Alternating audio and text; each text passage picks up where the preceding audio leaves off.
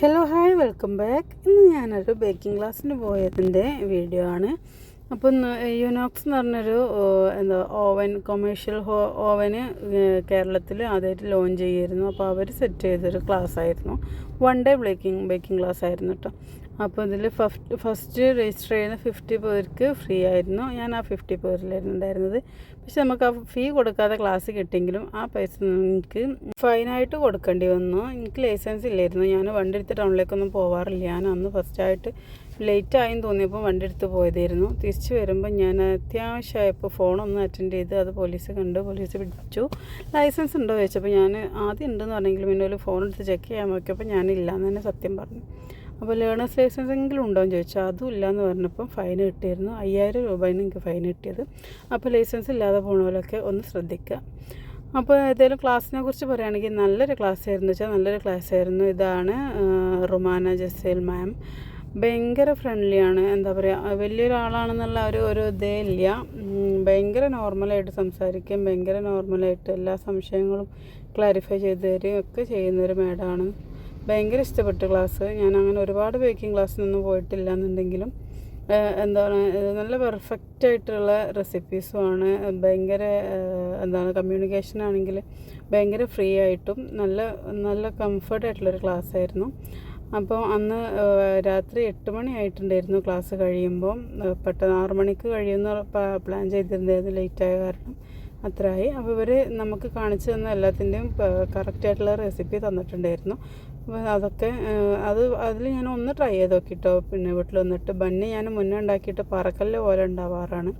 അപ്പോൾ ഇവർ യൂസ് ചെയ്യുന്ന ഫ്ലോറല്ല നമുക്ക് കിട്ടുന്ന ഫ്ലോറും ഇവർ യൂസ് ചെയ്യുന്ന ഫ്ലോറൊക്കെ വ്യത്യാസമുണ്ട്. അപ്പോൾ ഏതായാലും ഞാൻ നമ്മുടെ മൈദ വെച്ച് ചെയ്തിട്ട് അവരുടെ അത്ര പെർഫെക്റ്റ് ആയില്ലെങ്കിലും സാധാരണ ഞാൻ ഉണ്ടാക്കുന്നതിനേക്കാളും എത്രയോ ബെറ്റർ ആയിട്ടുള്ളൊരു ബണ്ണനാണ് എനിക്ക് കിട്ടിയത്. അപ്പോൾ ഞാൻ അവിടെ ആയിട്ട് ഉച്ച വരെയുള്ള സെഷനാണ് ഞാൻ ഈ ഒരു വീഡിയോയിൽ കാണിക്കുന്നത്. അപ്പോൾ ഇപ്പോൾ ഇവർ ചെയ്യുന്നത് മാക്രോൺസും ട്വിസ്റ്റർ ഡോനട്ടും ആണ്. അപ്പോൾ ഈ ഡോനറ്റ് ഉണ്ടാക്കുമ്പോൾ ശ്രദ്ധിക്കേണ്ടത്, നമ്മൾ ഫ്ലോർ ഇടുമ്പോൾ ഈസ്റ്റ് ഒരു ഭാഗത്തും പിന്നെ അതിൻ്റെ ഓപ്പോസിറ്റ് ഭാഗത്തായിട്ട് ഷുഗറും ഇടണം എന്നാണ് പറയണത്. എന്നിട്ട് ഇതെല്ലാം കൂടെ മിക്സ് ചെയ്ത് ഡോ ആക്കിയ ശേഷം ഓൾ ഇൻഗ്രീഡിയൻസ് എന്തൊക്കെ വേണ്ടതെന്നുള്ളവർ കറക്റ്റ് തരുന്നുണ്ട് കേട്ടോ. അപ്പം ഡോ ആക്കിയ ശേഷം അതായത് ഗ്ലൂട്ടൻ ഫോം ചെയ്യാൻ തുടങ്ങി, അതായത് ഇത്തിരി സോഫ്റ്റായി തുടങ്ങിയ ശേഷം മാത്രമാണ് ബട്ടറും പിന്നെ സോൾട്ടും ഇടേണ്ടത് എന്നാണ്. അപ്പോൾ അത് ശ്രദ്ധിച്ചാൽ തന്നെ പിന്നെ നമ്മുടെ വിൻഡോയിൽ വെക്കുമ്പോൾ അത്രയും നമ്മൾ ഡോ വിൻഡോയിൽ ഇങ്ങനെ നിവർത്തി കാണിക്കുമ്പോൾ അതിലൂടെ ലൈറ്റ് കടന്നു പോകുന്ന അത്രയും സോഫ്റ്റ് ആയിരിക്കണം എന്നാണ് പറയണത്. അപ്പോൾ അതിൻ്റെ ഇടയിലൂടെ നമ്മുടെ മറൈൻ ഉണ്ടാക്കിയിരുന്നു, അതാണ് നേരത്തെ കാണിച്ചത്. ആ മറൈൻ ഉണ്ടാക്കിയിട്ട് അതിൽ ആൽമണ്ട് ഫ്ലോർ ഇട്ടിട്ടാണല്ലോ അതിൻ്റെ ഇത് ചെയ്യുക. അപ്പോൾ നമ്മൾ ഇവിടെ ഉണ്ടാക്കുന്നത് ചോക്ലേറ്റ് മാക്രോൺസ് ആയിരുന്നു. കൊക്കോ പൗഡറും ആൽമണ്ട് ഫ്ലോറും ഇട്ടിട്ട് മാക്രോൺ ഷീറ്റിലേക്ക് പൈപ്പ് ചെയ്യുകയാണ്.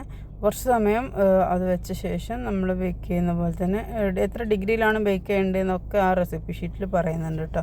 അപ്പോൾ അത് ഞാൻ ഇതിൻ്റെ ലാസ്റ്റ് കൊടുക്കുന്നുണ്ട്. അപ്പോൾ അതുപോലെ ഫോളോ ചെയ്താൽ പെർഫെക്റ്റായിട്ട് കിട്ടുമെന്നാണ് പറയണത്.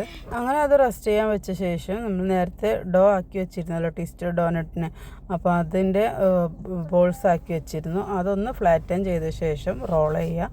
എന്നിട്ട് കുറച്ചൊന്ന് നീളത്തിലാക്കിയ ശേഷം ഒന്ന് ട്വിസ്റ്റ് ചെയ്തിട്ട് മടക്കുക. എന്നിട്ട് വീണ്ടും റെസ്റ്റ് ചെയ്യാൻ വെക്കുക.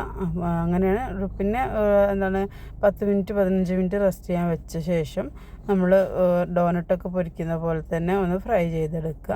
അപ്പോൾ അതാണ് ഇപ്പോൾ മാഡം കാണിക്കുന്നത്. ഇങ്ങനെ ട്വിസ്റ്റഡ് ഡോനട്ട് ആകുമ്പോൾ നമുക്ക് മറ്റേൻ്റെ മാതിരി ഇടയ്ക്ക് നമ്മൾ ഹോൾ ഇടുമ്പോൾ കുറച്ച് ഫ്ലോർ പോകുമല്ലോ, ആ ഒരു ഫ്ലോർ പിന്നെ നമ്മൾ വേറെ ഷേപ്പിലേക്ക് മാറ്റി വീണ്ടും 10-15 മിനിറ്റ് റെസ്റ്റ് ചെയ്യാൻ വെക്കണം. അപ്പോൾ അത് ഒഴിവാക്കാൻ വേണ്ടിയിട്ടാണ് ഇങ്ങനെ ചെയ്യുന്നത്. അപ്പം ഇതാകുമ്പോൾ നമുക്കങ്ങനെ വേസ്റ്റേജ് വരുന്നില്ല, കുറച്ചുകൂടി ഈസിയാണ് ചെയ്യാനെന്നാണ് പറയണത്.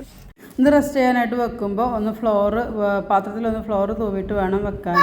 എന്നിട്ട് ഒരു 10 മിനിറ്റും കൂടെ റെസ്റ്റ് ചെയ്ത ശേഷമാണ് നമ്മൾ ഫ്രൈ ചെയ്തെടുക്കേണ്ടത്. സാധാരണ ഡോനറ്റിൻ്റെ അതേ ഫ്ലോർ തന്നെയാണ് സംഭവം. ഷേപ്പിൽ ചെറിയൊരു മാറ്റം വരുത്തിയെന്നേ ഉള്ളൂ. എന്നിട്ട് ഫ്രൈ ചെയ്ത ശേഷം ഒന്ന് പൗഡർഡ് ഷുഗർ വെച്ചിട്ട് ഒന്ന് മേലെ കൂടെ ഒന്നാക്കി കൊടുക്കുക, ഒരു ഭംഗിക്ക് വേണ്ടിയിട്ട്. അത്രയേ ഉള്ളൂ സംഭവം. അപ്പോൾ അതായിരുന്നു പിന്നെ ഉണ്ടായിരുന്ന റെസിപ്പി. അപ്പോൾ ഇത് ഞാൻ ട്രൈ ചെയ്ത് നോക്കിയിട്ടില്ല കേട്ടോ. ഞാൻ അവിടുന്ന് വന്ന ശേഷം ട്രൈ ചെയ്ത് നോക്കിയത് ബണ്ണ് മാത്രമായിരുന്നു. അപ്പോൾ ഞാൻ സാധാരണ ഉണ്ടാക്കുന്നതിനേക്കാളും നല്ലൊരു ബണ്ണാണ് ഉണ്ടായിരുന്നത്.